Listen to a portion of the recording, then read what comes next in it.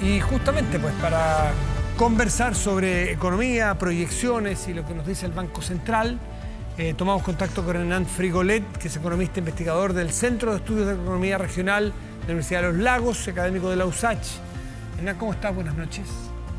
Hola, muy buenas noches, Matías. Un placer estar aquí conversando de estos temas contigo. Pues, sí, nosotros aquí habitualmente en las noches le dedicamos un poco a estos temas, y lo tratamos de aterrizar a los bolsillos de la gente.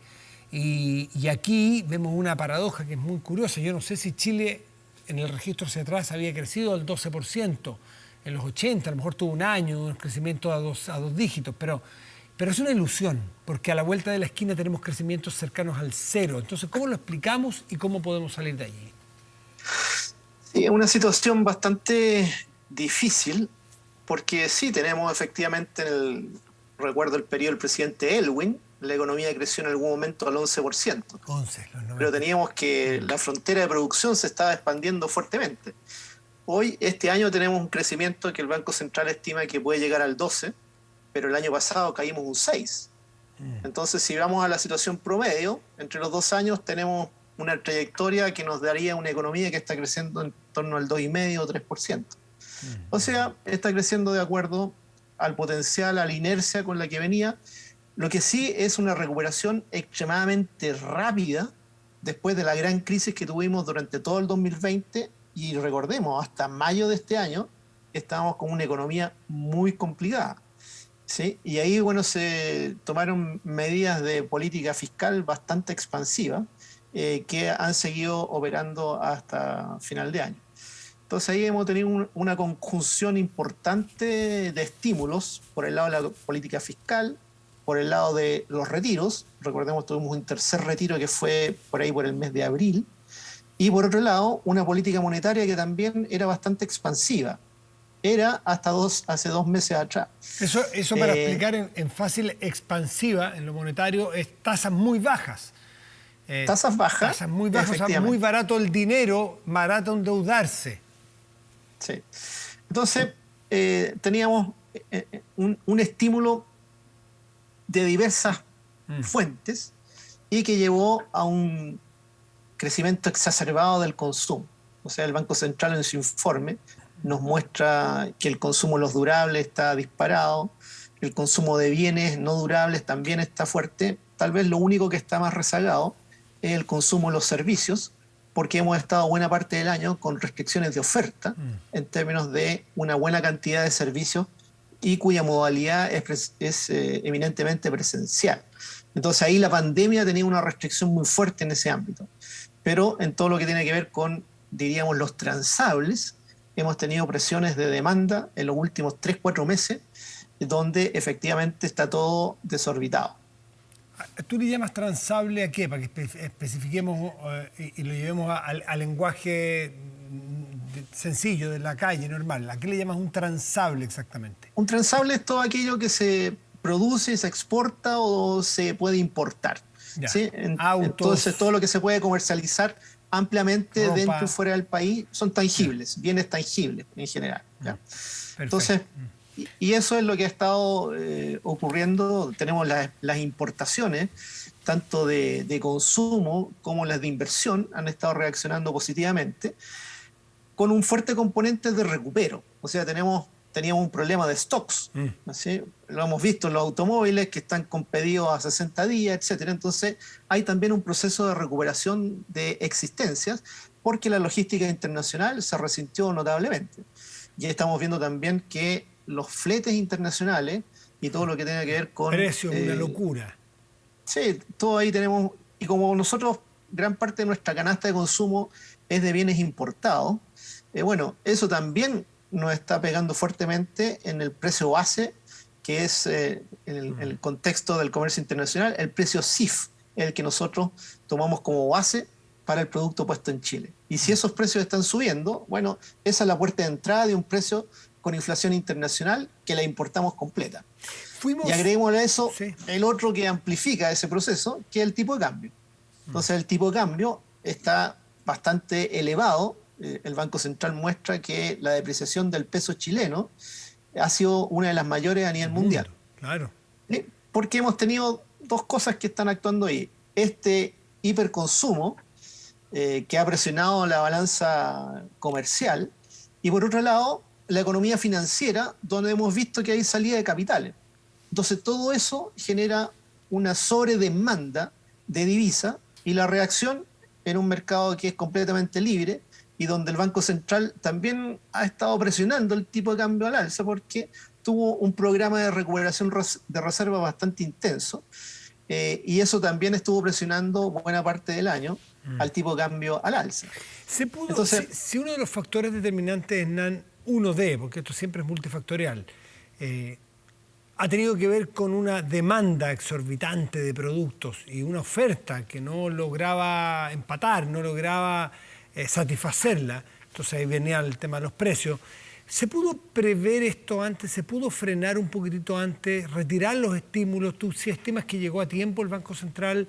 ¿O fuimos lo suficientemente prudentes para hacer universal todos los apoyos y no solo los primeros e ir enfocándolos en la medida que iban llegando a la gente?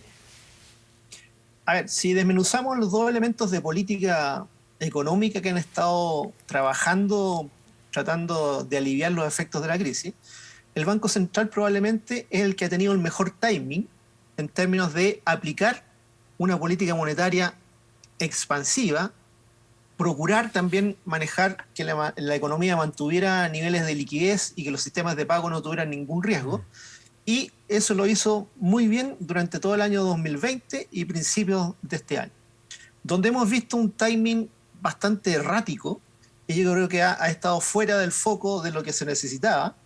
Era que en el momento que el Banco Central hizo una política monetaria muy expansiva, la política fiscal estuvo retacada, ¿sí? Y probablemente en lo peor de la crisis, que fue el año pasado, la política fiscal fue bastante cicatera desde el punto de vista de lo que hace. Ese es el gobierno, entonces, una política fiscal... Es el gobierno. Claro, el gobierno. ¿Sí? El Banco Central es autónomo, esa es la política monetaria. El Ministerio de Hacienda, ¿sí? El Ministerio de Hacienda es el que maneja la política fiscal. Y ahí lo que tuvimos entonces es que en el timing entra la política fiscal muy agresiva recién en el segundo semestre de este año, ¿sí? Cuando ya habíamos tenido un retiro importante en el mes de abril, que está todavía latente. El Banco Central mismo indica que una buena cantidad del segundo y el tercer retiro todavía están en depósito en el mismo sistema financiero. Por lo tanto, son recursos que están latentes de salir al mercado en algún momento si es que la economía entra en una curva recesiva. Ahí las personas tienen su propio recurso disponible en términos de liquidez para transformarla en consumo y tratar de suplir lo que nos vaya a dejar este retiro al unísono de la política fiscal y de la política monetaria en términos de la expansión sobre la demanda agregada en nuestra economía. ¿Cómo te explicas tú que, voy a seguir tu exposición, una política fiscal, o sea, un Ministerio de Hacienda tacaño al principio y que entra con mucha agresividad el segundo semestre, con los aportes, con los IFES, en fin, y con mucha plata en poco tiempo, ¿no es cierto? Entonces dispara probablemente la demanda. ¿Cómo se explica que se haya intentado aprobar el cuarto retiro recién, que no se aprobó?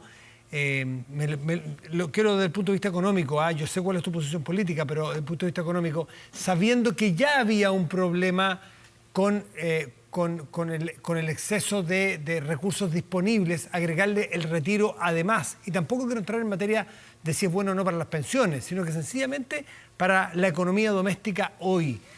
¿Tiene alguna explicación técnica haber querido sumarle un cuarto retiro además de los aportes fiscales en este contexto de inflación? En la discusión no tenía ninguna, porque si vemos además la política fiscal en sí misma está con doble estímulo. Sigue con el IFE, ¿sí? Que es una transferencia a los hogares sin ninguna contrapartida, y además tiene el IFE laboral, es un subsidio que incentiva la contratación, pero son dos medidas que son contrapuestas. O sea, por un lado está entregando una cantidad de recursos a la familia que no incentiva la búsqueda de trabajo. Y eso lo estamos viendo en las estadísticas laborales. Y por otro lado, genera además este instrumento, el IFE laboral, que viene a ser redundante y que estamos perdiendo ahí una buena cantidad de cartuchos y probablemente El timing en el cual se están haciendo estas dos medidas hace que sean sustitutivas una de la otra. La política no Pero desde está... el punto de vista de lo que estamos buscando, si lo que se está buscando era reactivar el mercado laboral, la combinación es muy nefasta para el objetivo que se busca. La política y la economía no conversaron muy bien, no hablaron el mismo idioma este año. En Africolet, antes de terminar, la proyección es muy preocupante, en torno al 2% para el próximo año, en torno al 0 o 1% para el 2023. ¿Hay como zafar de eso? ¿Queda un tiempo? ¿O eso es un destino que está más o menos ya conocido e invariable? No, yo creo que siempre hay posibilidades de zafar. Obviamente requiere mucha atención de parte del Ministerio de Hacienda de la próxima administración, porque el segundo trimestre y el tercer trimestre del próximo año pueden ser trimestres extremadamente recesivos. El estímulo va a seguir con alguna inercia durante el primer trimestre, aun cuando ya no se renueven los IFE, la política monetaria entrando en una senda más contractiva, y el Banco Central fue bastante claro. Ellos en el horizonte tienen definido que van a seguir subiendo la tasa de interés y van a salir del territorio que ellos llaman neutral. Y eso significa que vamos a entrar en una fase en la cual la política monetaria va a ser contractiva. Retiro total del estímulo y un presupuesto que quedó bastante estrecho para el próximo año. Entonces el rango de maniobra para la próxima administración va a ser difícil. Y eso va a requerir mucha creatividad, reasignación, ver bien ahí cómo se van generando algunas holguras y no cejar en términos de tratar de tener una muy buena ejecución presupuestaria en los ámbitos que son pro empleo, que tiene que ver principalmente con la inversión pública y tiene que ver con todo lo que es política habitacional. Hernán Frigolet, economista, investigador del Centro de Estudios de la Economía Regional. Muchísimas gracias por estar esta noche con nosotros. Que te vaya muy bien. Un placer, Matías. Que estés muy bien. Gracias.